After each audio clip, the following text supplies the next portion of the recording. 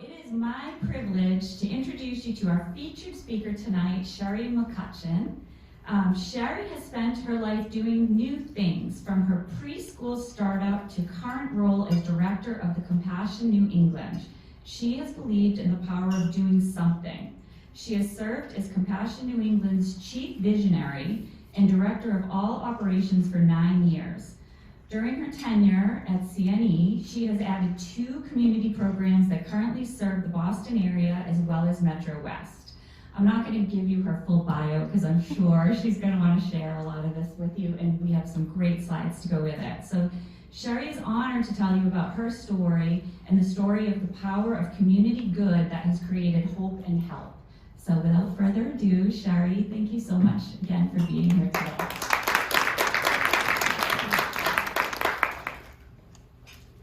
You guys, Beacon Hill is like Sesame Street. When we first came to Beacon Hill, it was like, I'll never forget the first couple days we were here. I felt literally like, I was in a Sesame Street set because people kept coming by. I remember that. If you have ever been to the Ace Hardware store, and there's a beautiful little redhead there, and we went in looking because we needed a ladder, and she was like, "Oh, we'll just bring the ladder down to you." And then a few minutes, and then they brought some of their tools. And it's just not true that when you go to a big city, people don't know and love each other. And community is community everywhere. So, my real name is Cheryl, but that's what I was born with. I am the 3rd girl in a family of 7 kids. My mom and dad were public school teachers, and it was amazing because we traveled my whole life. Every summer, we went somewhere new, did something. But I'm going to kind of introduce you to my family, and I'm going to see if I can do this. So I just click the arrow forward. Do I point it at anything in particular?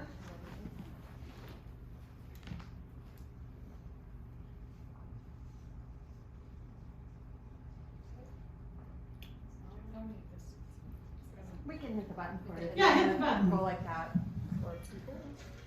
So, I'm almost old. I'm not quite old yet, but I'm getting there because now I don't care about what my shoes look like. I care about what they feel like. And I also want to wear pants that they need to be able to be expansive. I didn't say that. This is my family. I have a 40-year-old son, and he owns a company called Stop Go Love Videography. He's done a ton of, they're a big wedding videography company here in Boston and beyond. And I have a daughter, Christy. Christy is a mom to 3 amazing kids. She's a foster mom to 2 kids. And my baby, which is her wedding photo, was the shock of my life at 45. And she was, I don't know if you've ever read, C.S. Lewis has a book called Surprised by Joy. And I always tell Elise that we were surprised by joy when she came into our life. But I am honored to be a grandma the most. Because I'm getting to have the fruit of all those sleepless nights, and I get to give out candy and all that great stuff that I never could do. So that's my background story. I want to tell you a little bit about how I came to be a person who believes in doing something. I first learned about doing something from the people who conceived me and gave birth to me. My mom and dad are very unusual people. That's Helen and Quentin. They are 91. They have people for lunch 3 or 4 times a week. And Helen worked at the Blessing Barn before I did. And she's known as Nana.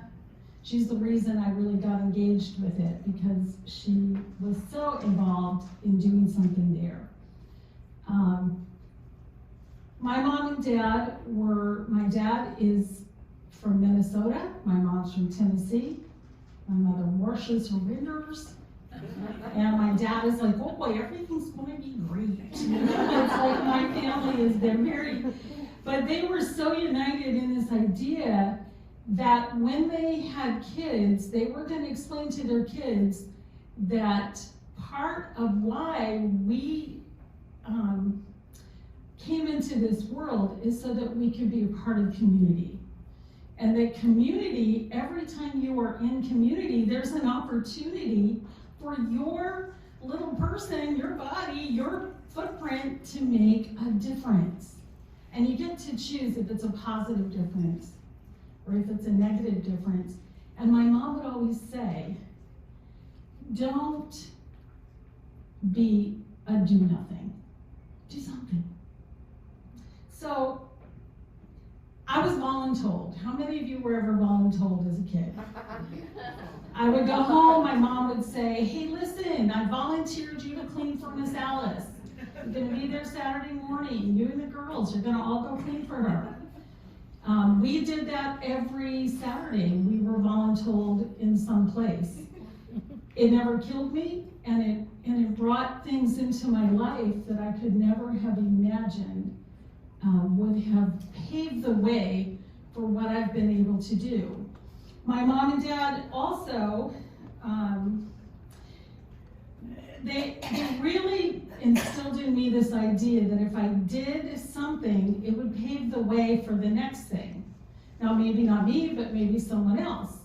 When I was in high school, I attended an occupational child care program, and eventually went on to do that as my chosen college career. But when I was in high school, it was an occupational child care program, and it was hands-on, and it was amazing. And so when I got out of high school, I was young. Started high school in started elementary school in Kaneohe, Hawaii, and they start you there early. So I was really young when I graduated from high school, and my dad was like, she doesn't seem like she has too much common sense. We're not gonna let her go to college until she's grown up just a little bit. And so I had 6 months, and I thought, well, I'm just gonna open a preschool. And so I called the Office for Children, that's what it was called at the time, and I was like, hello, I want to open a preschool. And they said, okay, we're going to send you a packet. And I said, okay. And they sent me the packet, and I found out it's not rocket science. You just do this thing, and found an administrator for the program, and hired some staff, and I knocked on doors and said, hey, I'm gonna open a preschool. Do you have any kids you want to come? And people were like, okay, and they brought their kids. And my first year, I had 24 kids there, and I left there in January of that same year with an intact team, an intact staff, and it paid my whole way through college. And I was there until I was married. So I came home from college, had a job, had an opportunity. We expanded the program a little bit. It wasn't because I'm smarter than anybody. I didn't learn to read till I was in 3rd grade. It's not because I have a lot of things that could be considered to be not ideal. I'm short, I can't reach things in the grocery store. There's a lot of things that maybe aren't the ideal for someone who's gonna go and do something, but I was handed by my mom and dad an understanding that if I did something and I failed at it, it was okay. And so failure was never the big thing for me. If I didn't do it, it would be like, well, I tried that, it didn't work. Let's move on. And because of that, I I think I was handed such a gift by my parents, and if you have kids, remind your kids that failure is just it's new information. That won't work, or that didn't work. And for me, I've had lots of failures, but they haven't been the end of the world. So when I left my preschool, it was because I got married, and my husband and I started our life, and we, had kids, and I was a real estate agent because they make a lot more money than preschool teachers. And my mom and dad and my husband's parents were elderly, and I wanted to be able to contribute to what was going on with both of them. And so I started selling real estate, and that was easy.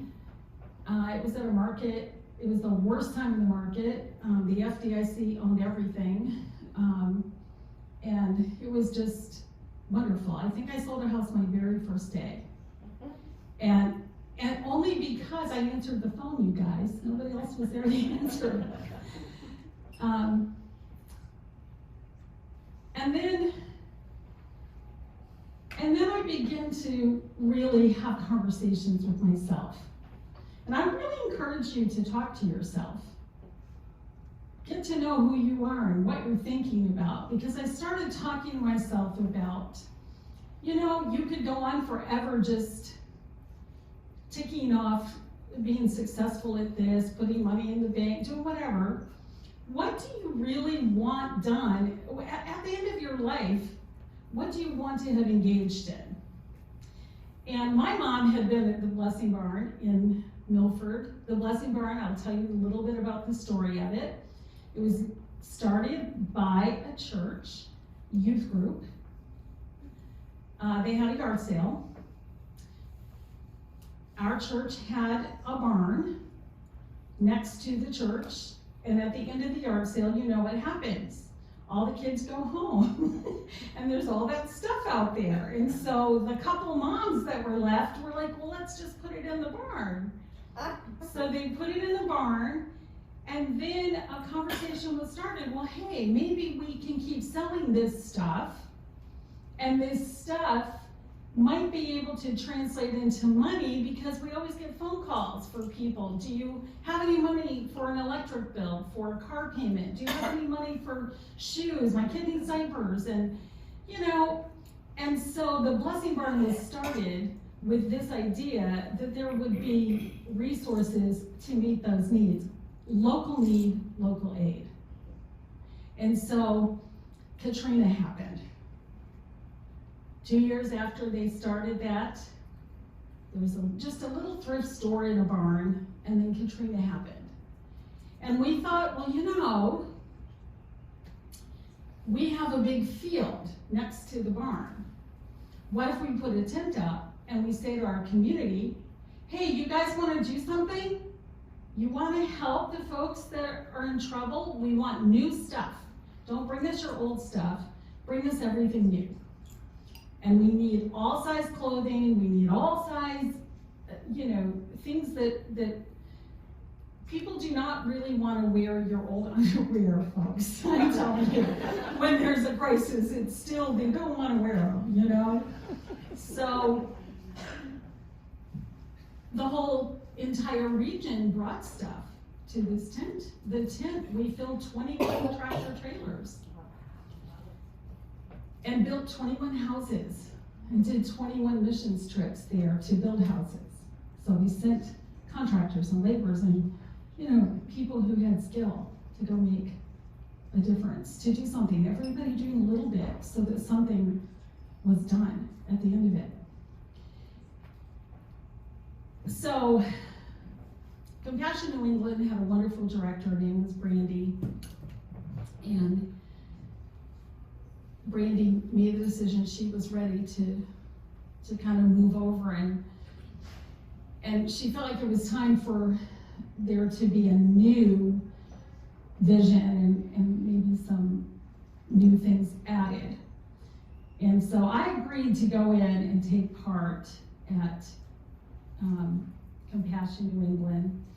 My very first couple weeks there, I was in the Blessing Barn, and the Blessing Barn at that time was in what used to be the fair.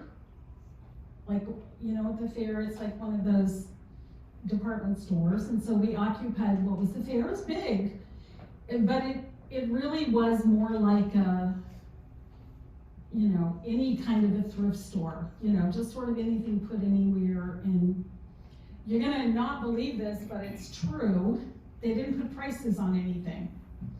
So every single thing was a negotiation. You'd be like, would you take 10 cents for this? Would you take $1? Would you take, and so when I came in, I was like, you know, we should maybe put some price tags, because it would make the line a little less long, because it was a lot of negotiation. And so we made some changes, but while I was there, I noticed that a lot of the community was coming in to tell a story to us.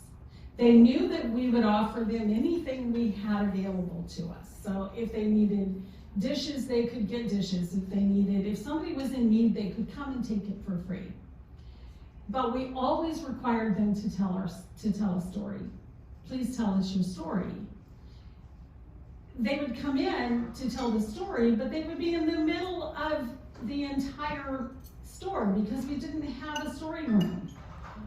And they would tell us things that were hard in their life. And there was no dignity in telling the story. And we thought, we can do better. We don't have to put people in a position where they're standing with the whole world listening to their hard story. And so we began our first crisis center, and we isolated a space. And my team said, we need to make it pretty. This needs to be pretty.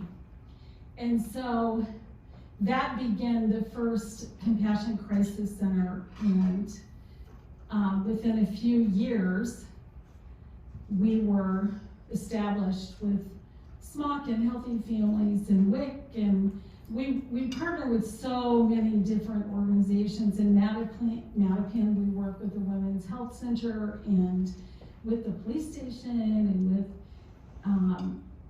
a bunch of these shelters that are there. And we just do our best to create an environment where when someone is sharing something that is hard, they're able to sit there and share it with us as though they're at an appointment with a physician or a counselor, or it's not standing there trying to beg someone to give you something.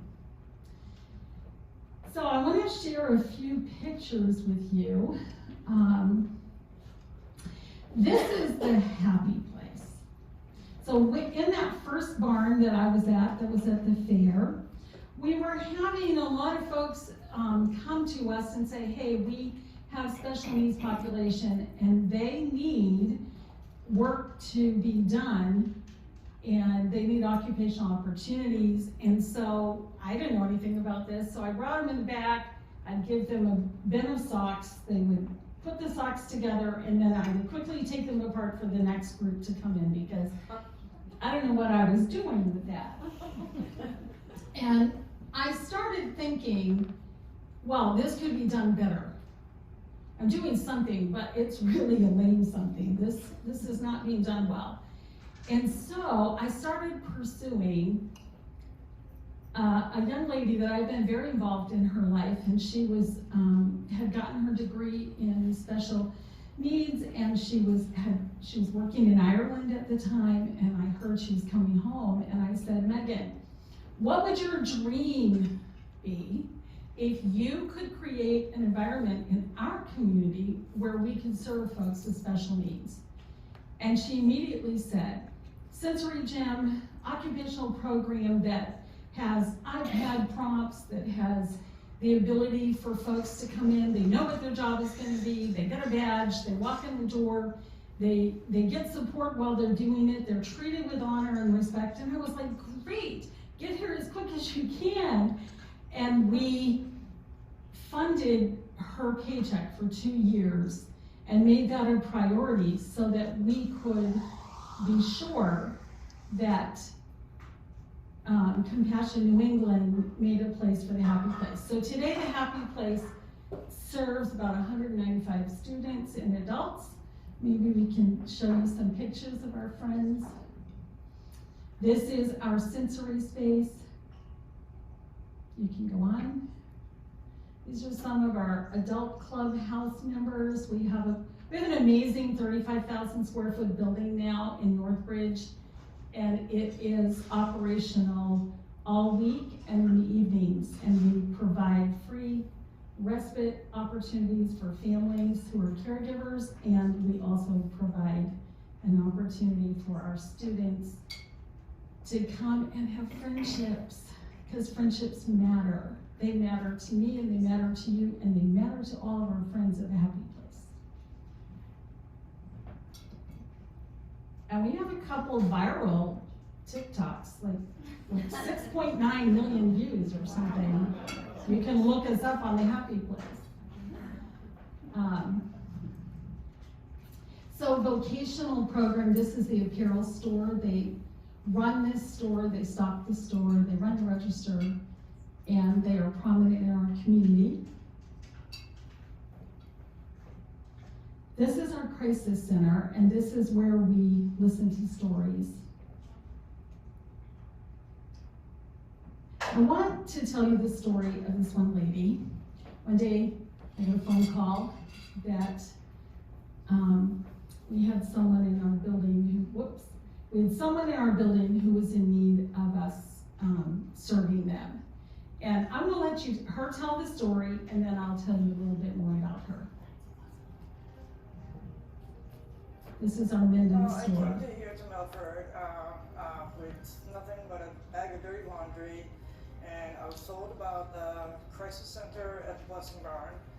And I went there, and I was amazed at all the things that they gave me to do what I have to do. It made a big difference in my life, because they gave me the tools and everything that I needed to get back on my feet. So when I finally got back on my feet, I decided to go back to the Blessing Barn and give back. They're an amazing organization. They give back to the community, and it's just the compassion and the love that is brought about it's amazing. Everyone should do it. So I want to tell you about Donna. Donna came to us, and I asked her permission to share this story tonight. She knows it's going to be on your YouTube and available. So Donna came, she was a victim of domestic abuse, but Donna also herself was struggling with alcoholism, and I really didn't see her sober very often initially.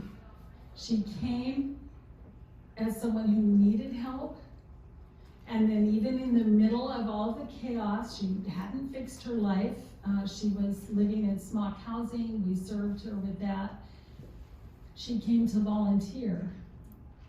And she would come into the store simply because she felt it was a place where there was respect and there was dignity. And about 3 years into that, we started saying to her, you know, Donna, there's a potential that you could live your life without alcohol. And I'm happy to report that Donna's been sober for 5 years. Donna has, she has her own vehicle, she has her own home.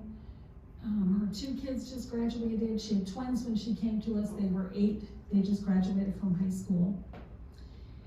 And Donna is currently the manager of our warehouse, employed full-time, and it's amazing.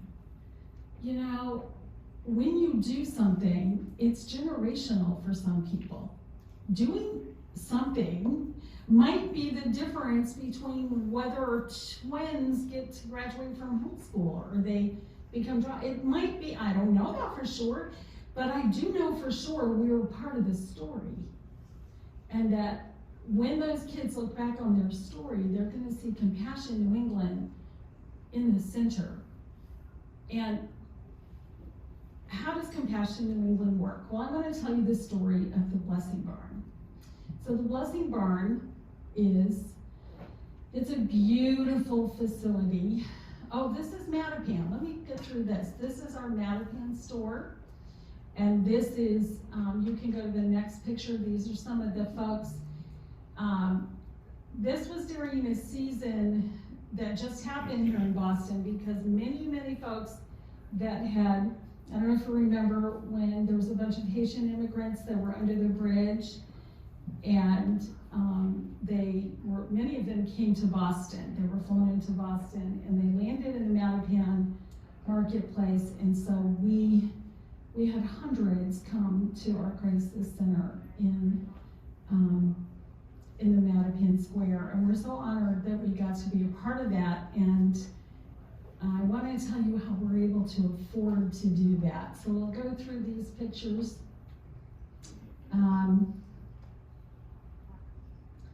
That's okay. Yeah, this is fine.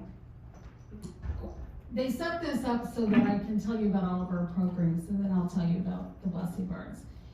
When we came to Beacon Hill, we had one idea in mind, and the Blessing Barn has a simple plan. We sell stuff so we can fund stuff. And we don't want to have to go knock on 1,000,000 doors. Hello, can you give us money? Were you thinking about us this year? We are the best. Please give us money. It's a lot of pressure. And I didn't want that. I wanted to be able to say, we will do our best. We will invest our best. We will invest our best energy, and then we will use the resources to do good things for the needs that we see.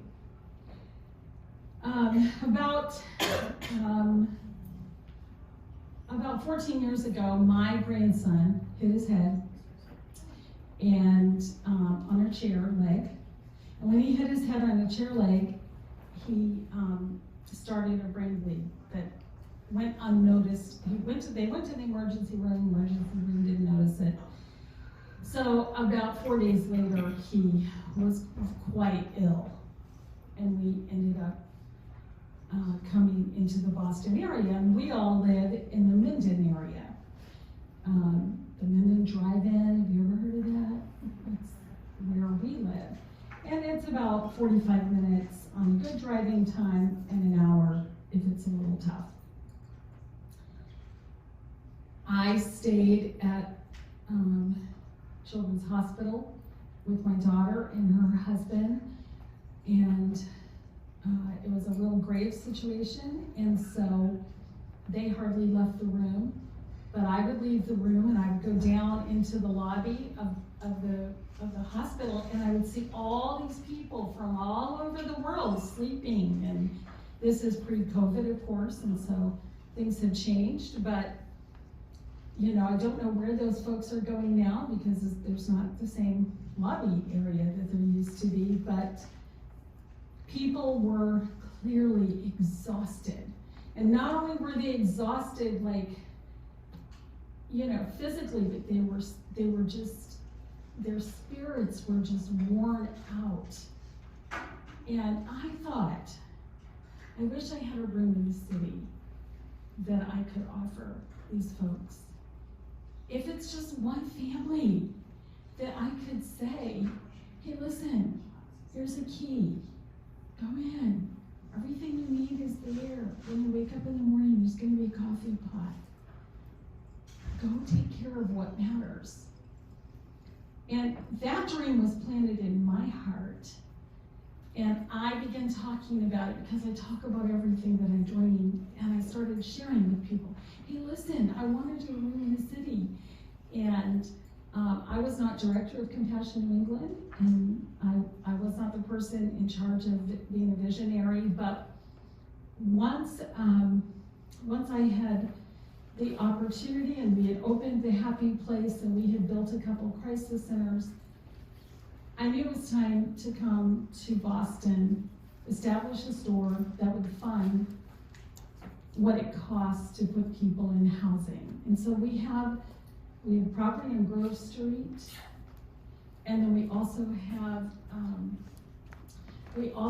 have a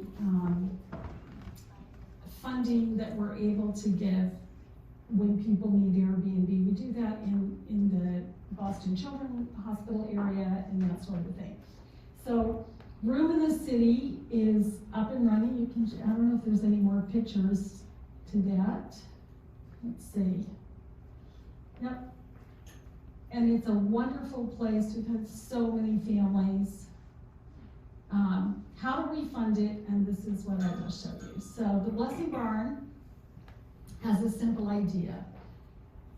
We present ourselves. You can go to the next one. And we're going to go, you can just start scrolling these. This is our home store. It's a 35,000 square foot building on 9 acres. He doesn't want to go to the next one. Somebody needed a photo. I love it, the barn's so cool. It's not your average barn. It's not. Half of it's old and the other half of it is new. There we go.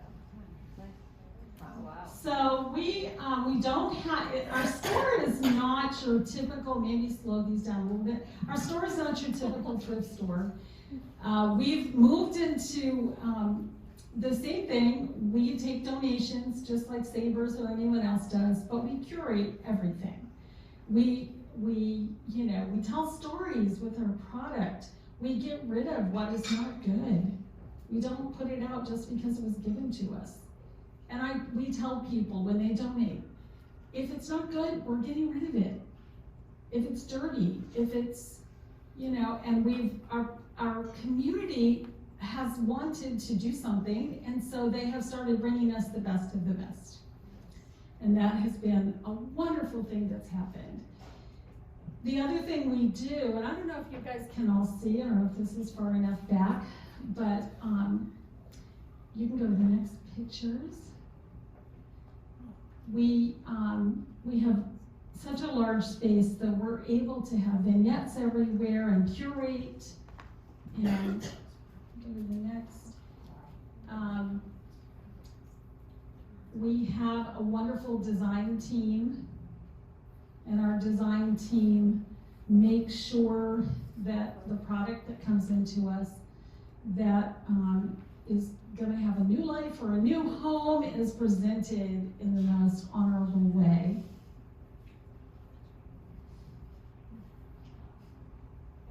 We're blessed to have people who love pretty, and they're real good at what they do. This is our community room, and this room is set up for the community to come and use. We don't charge for it. It's just there. It's comfortable. It has a fireplace. It has cushy, comfy couches. If Beacon Women's Forum was there, they could come use it for a meeting. We wouldn't charge them for it. We think community needs a place to gather, and they need a place to gather and do so without pressure. You're welcome to bring your lunch. If you ever come, just come and hang out with us, be our friend. How many of you have ever heard of the Blessing Barn before? Have you ever been on Instagram with the Blessing Barn? The Blessing Barn Home Store is great Instagram, and I have an amazing team that tells the story every day. If you come, you will never see the same thing because we change our displays are changed about every 15 days. It's because everything sells. You gotta change it. This is Mattapan store. You can go to the next one. That's this Christmas in Mattapan. And this is Beacon Hill.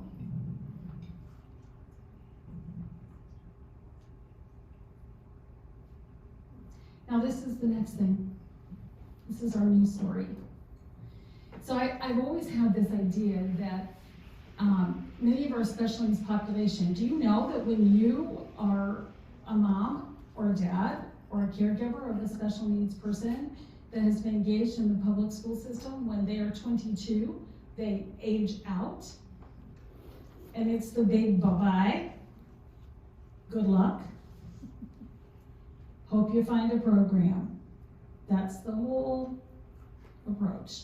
It's not good. We could do better. If any of you guys are big bosses somewhere and you can make a difference, like a really big difference, make one there, because we can serve folks with special needs family members and people that they're responsible for, we could do a better job. I know we could. It would just take a little bit of, just a couple conversations. We could do better.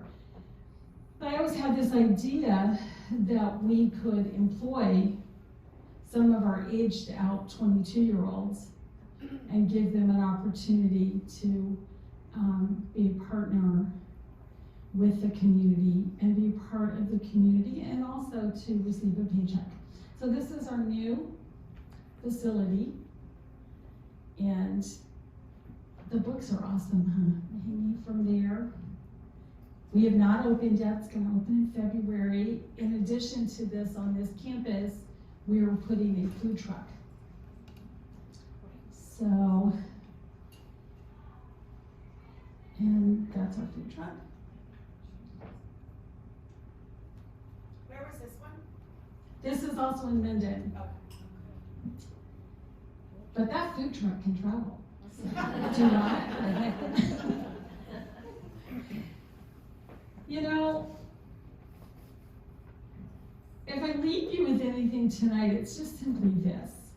Like, my mom and dad, they just loved me so much, and they loved my siblings, and they just, when they had kids, they just had this idea that reminding their kids that your happiness is tied to other people's happiness. Like, you literally can't be happy if just you are happy. And you can bring joy to people by being a person who does something. And so this principle was born into us, that if you see trash, you pick up that trash, and that trash isn't there anymore. And it doesn't matter whether there's still a lot more trash, but whatever you picked up isn't there. And one of the things that keeps us from doing something is this idea that it's just a drop in the bucket. And I will tell you, when I started working with Compassion New England and the phone calls started coming in, even with like Room in the City, we turn people away every day. There's not nearly enough rooms in this city for families in the middle of crisis.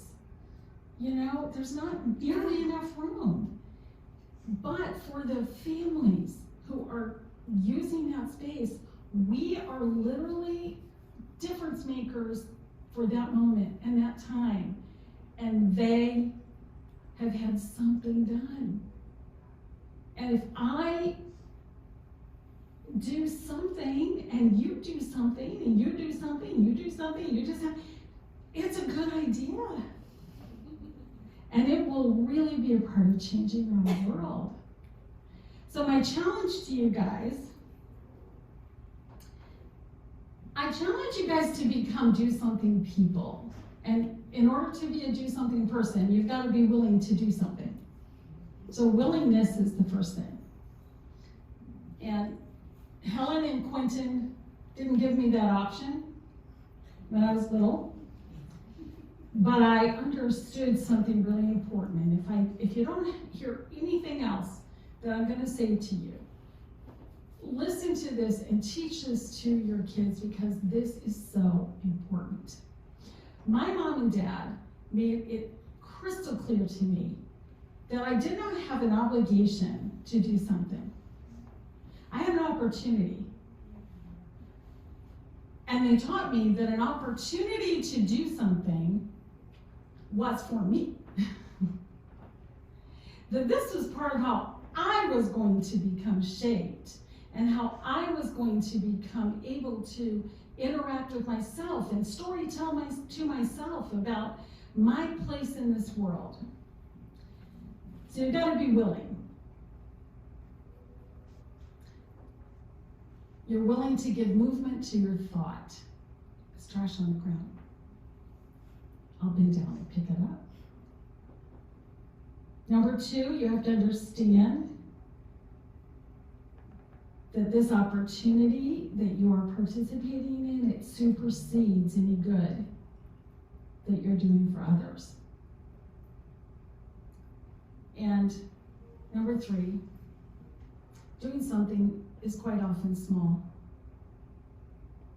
Quite often. And I'm gonna close with this story. Last night, I was in Millbury at the Target. I was buying grandkids their snack boxes, because all my grandkids have their own snack box. And it's a sacred place, and their parents stay out of it. It does have a lot of Swedish fish in it. So I was purchasing stuff for, you know, and I saw this lady, and she was trying to get water on the top shelf. And an elderly lady, she was struggling to reach, she was struggling with her arms, and so I said, hey, can I help? And I went over to do it, and I found out that I'm 5 feet, and so that really didn't work very well. And so I was trying to find something to stand on, and while I was trying to help her, these 3 guys had been standing there, and tall guys, and they came over and they said, hey, we can get that down for her. And so they reached up and they got it down, and the lady that I was helping turned to them and said, thank you for your kindness, I appreciate it so much. And she said, what are you boys doing here? And they started telling her that they're going to college in Worcester, and you know, she started sharing with them how much she loves her grandson and she doesn't get to see him, and they just started having this moment in Target. And I started thinking, sometimes what we're doing when we're serving each other is creating an opportunity for community that provides an opportunity for softness in our culture. And our culture needs softness. We need to lean in. We need to not just talk about love, but literally treat people with the expectation that there's something to be exchanged. That when I bring you something, you can bring me something. And I'm going to tell you, it took 0 for me to help that lady, or not help that lady, get the water down from the top shelf. But it made a difference in her life that I offered. And it made a difference in those 3 boys' life, because they entered a 10-minute conversation with an 80-year-old that left them feeling good about their interaction. Here's the challenge. Figure out what's in front of you that needs doing, that you can do. Make a conscious decision that if you know something that needs doing, you can do it. At the Blessing Barn, we make all of our money selling things that people have donated, giving back to people who have who have needs, and we never know if we're going to make enough money to do what we're doing, because we never know what the need is going to be. Our community has been a wonderful blessing, and I will tell you the community at Beacon Hill has been amazing to be part of, and we're so grateful for that. But there's probably something here you can do in your local community that requires you to put motion and movement to a thought. Just go do something. Thank you guys so much.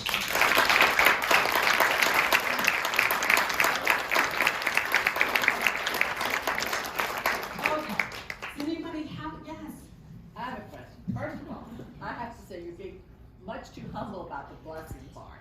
The place is amazing. It is. Yeah. It is totally amazing, and one of the slides showed the wedding area up here, the bridal salon. So if a bride needs a dress, she can go up there and still have the same experience that you would have at a Newbury Street salon. True. The raised platform, the mirrors everywhere, the tons of dresses, and have it at a reasonable price. I think everybody in this room wants to donate really good stuff to you. Yes. But Bendon's a little far away. Is there some way that we could donate to your Charles Street store? Maybe So once a month or something? So we've really been thinking about this. You guys know that space is a premium here. And one of the difficulties we have is where to put product and how to put product.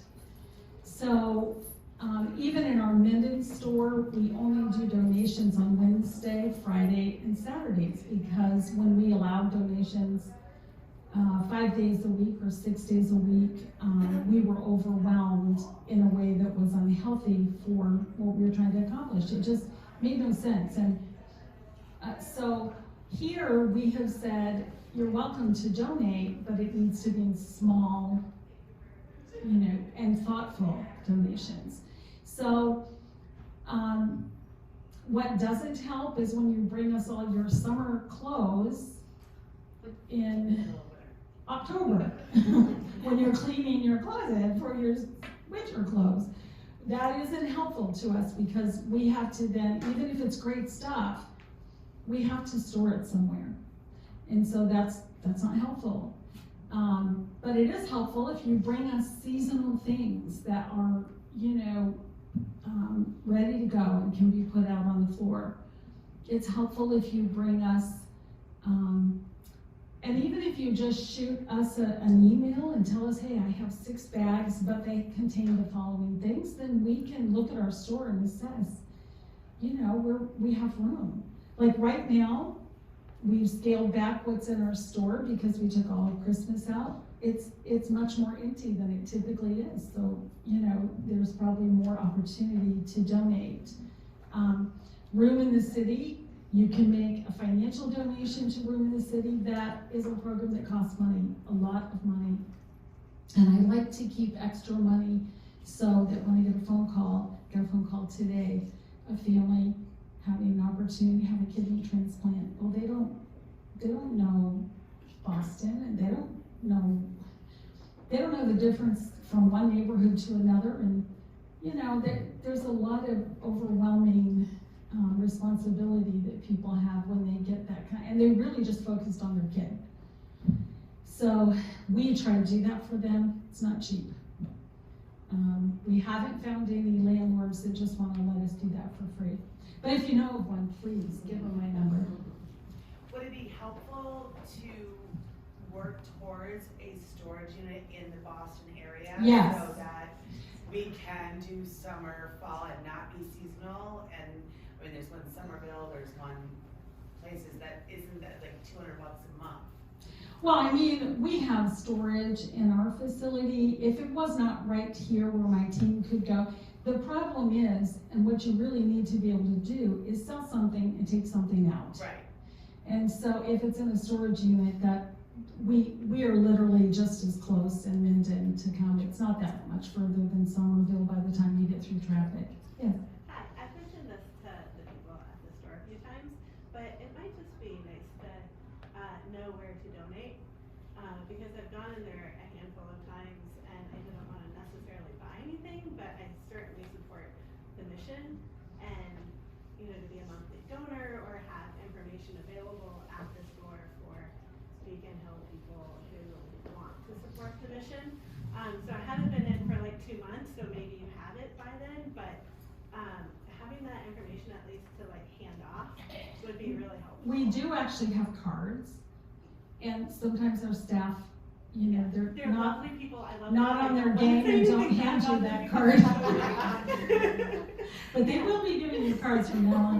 I can tell you that. Like, do you want to send if you had the card, or Sure, we can website provide that now to or Cindy, anything. and then Cindy can provide it to you guys. I will tell you, we're working on an app for Room in the City, and it's basically going to be something we make available in a bunch of the restaurants in the area. Just at their kiosks, it says, would you like to sponsor half a night, a full night, and that is the next thing that we're gonna be doing for Room in the City, because if I do that, I feel like Room in the City, because it is so expensive and such a long term, we have people who come that need, if you are a proton beam patient at MGH, sometimes you are here for 6 weeks. And that's a very big expense for a family member. We've been very fortunate to we've had some good, large donations to help us with room in the city. But in order for anything to have continuity and continuum, you've got to come up with a plan that supersedes large donors, I will tell you that. And so I'm working on an app, just a simple SKU code that will give people the chance. They can pick what they want to do to help. And so probably that is going to roll out. I think that is set for February, the end of February, to be available, and we'll send that to you guys too. Anyone else? I'm just curious, what percentage of your budget does your earned income cover? Like, how much are you left to raise? We serve, last year, we did about 75% back to the community. Yes, but I will tell you why. Because we have folks who are literally giving their life to this. They are not making anywhere close to what they could be making in another job. And So you have to fundraise for 25% of your budget? no, we sell things. We take 25% of our budget. We pay our utilities. We pay our cost of operations. And then literally we give back the rest of it to the community. So and some of it is not even like the dollar story, can't even tell the story, because if you're meeting with 900 clients in a crisis center, how can you quantify that in any way? You know, it's diapers, I will tell you, the community, there's so many good people. People love doing good things. So if I put on our Facebook or on our Instagram, I say, hey, you know what? We need size 5 diapers. I will pull up to the store in the morning and there'll be Amazon trucks with size 5 diapers coming out of it, you know? We've developed a network of carers and people who want to do something, but there's always something more. And for us, Beacon Hill, we would love for Beacon Hill to own room in the city. We need practical things. Finding cleaners here, ordeal, complete ordeal. So sometimes I come clean the apartment because finding someone to clean the apartment is an ordeal. We have to wash the sheets. We have to provide people, there's just some practical things that people could do if they wanted to. If they were willing to. And most of us know how to wash sheets. Someone else? I think there's a lot of women here with big hearts and strong personalities. So if you provided us with a list or something that we could share with membership to take action on, I think a lot of people would jump in. One thing I would love to have is some welcome baskets ready, because it's a big process. So if I had some people that would say, if I could have Emily, who is our coordinator for Room in the City, if Emily could call someone and say, hey, we have a family coming on Monday, they have a 2-year-old and a 5-year-old. Well, we try to curate things that we provide for that family. We try to make sure there's crayons, and we try to make sure there's things that are necessary, as well as just something that says, hey, we're sorry you're having this hard thing, and we want to make it softer. And so we put things like, you know, candy bars and Swedish fish, things like that. For me, it's not so much what I'm providing, although we want to be thoughtful, and my team is very thoughtful. I'm making this seem extremely, they're very, very thoughtful about what they're trying to accomplish. They're such good, caring people. And so they will say, hey, this mom, you know, is gluten-free. They've asked the question, so let's provide this for this person. I would love a resource here in Boston that we could give you the code to the apartment and you could just walk down the street, because we literally have to drive here with it. So I would love that. We're in. Good. Anyone else, or is my time done, or? Thank you guys so much. We to be in this amazing community and to get to call this a new home for us. So thank you so much.